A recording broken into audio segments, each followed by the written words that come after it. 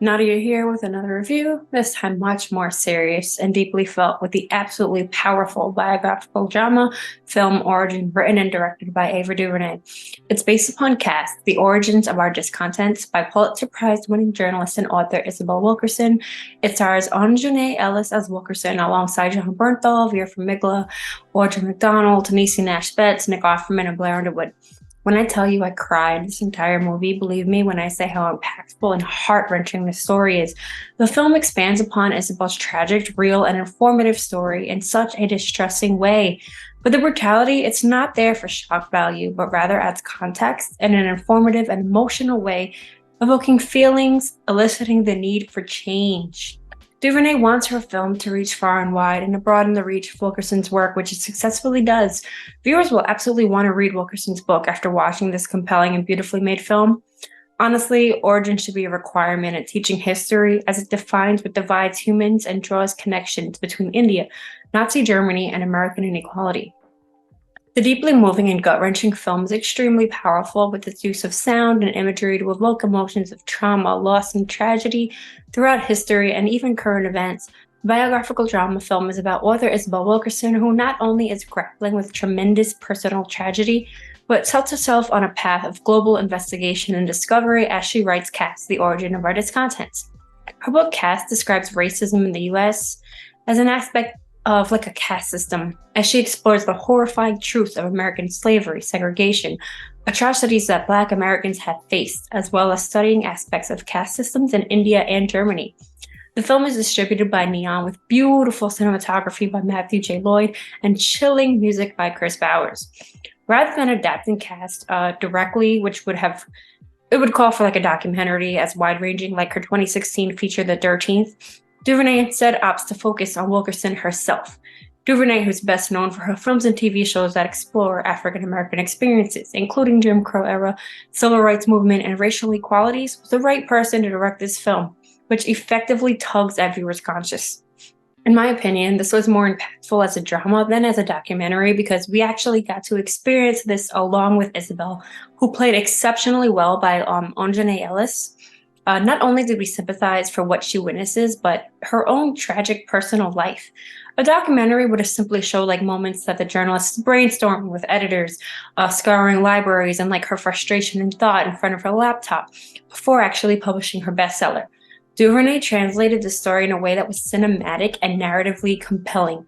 The entire film is full of pain and traumatic experiences expressed throughout recollections, books, reenactments, and past memories or even flashbacks. This made for an intriguing way of telling these stories. It was much more exciting watching it alongside as if you're there with Isabel.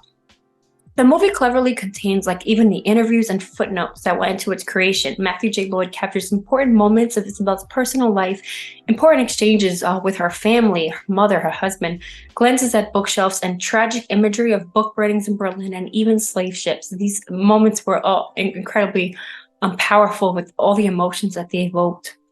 DuVernay opens the film with a young Black teenager buying snacks at a convenience store, which is a tragic story that we unfortunately know all too well. It's just chilling watching what we know is about to occur and what goes on daily in America. Then it switches to the next day. We were introduced to Isabel Wilkerson, played by Ellis-Taylor, who is waking up her elderly mother while her husband, Brett Bernthal, is taking out the trash.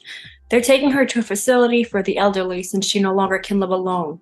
So the film also has a focus on the people in Isabel's life and her career, and we really see her connecting with her family and how they also can affect the decisions that she makes regarding her career. Isabel's a former journalist turned Pulitzer Prize winning author who is holding a seminar about Nazi Germany and the people who defied them, a story that will actually circle back later in her research. After the seminar, Isabel runs into Amari, played by Blair Underwood, who asks her to write something about the Trayvon Martin murder. Isabel originally doesn't want to go back into investigative journalism.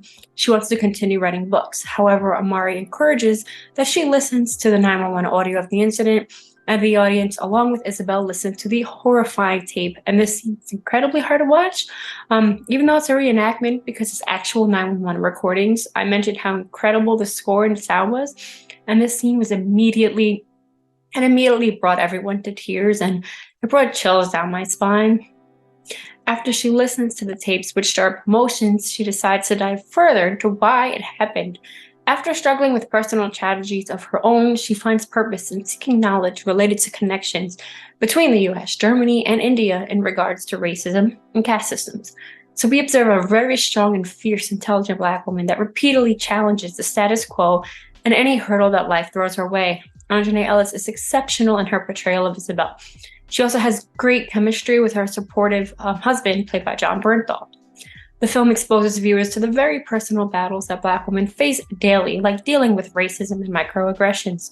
On her journey, we see Isabel face some pushback and how she internalizes it rather than arguing back, which is something that Black women often have to deal with when faced with discrimination.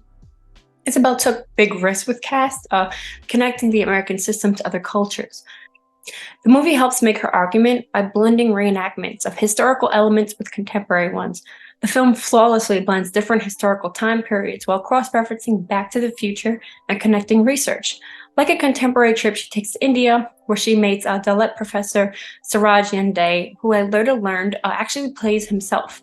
And she learns about the caste-defying pioneer, Bhimrao Ambedkar, played by Gaurav J. Pathania. And these moments are integral in telling us her story and how all these other connecting stories and how she actually researches to write her book. Viewers are wanting to be prepared for the visceral, gut-wrenching brutality of the portrayal of racial and ethnic trauma.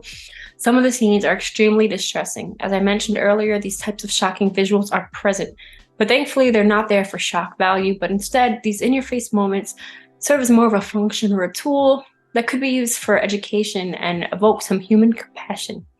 The film will absolutely get people thinking and talking.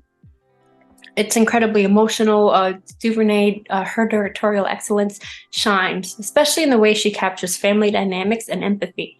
The film displayed phenomenal casting and genuine actors with natural chemistry, particularly intense and powerful among Ellis-Taylor, Bernthal, and Nash Betts. Ellis-Taylor portraying Isabel, her performance is both compelling and at times heart-wrenching. Another standout was Niecy Nash, who plays Marion as his cousin. She was hilarious and so natural. She just feels like everyone's auntie. She's super relatable, and I really liked that they brought her character in because she brought a lot of warmth every time she was on screen, and she was the right amount of lightheartedness that the film really needed to show love, compassion, family, and heart. Ava DuVernay continues to establish herself as one of the most vital voices in cinema. This movie is a must-watch. It's distributed by Neon and will be out December 8th. Like I said, this movie is incredibly tragic. Definitely go in the right mindset and knowing what you're getting yourself into. But it's an absolutely beautiful film.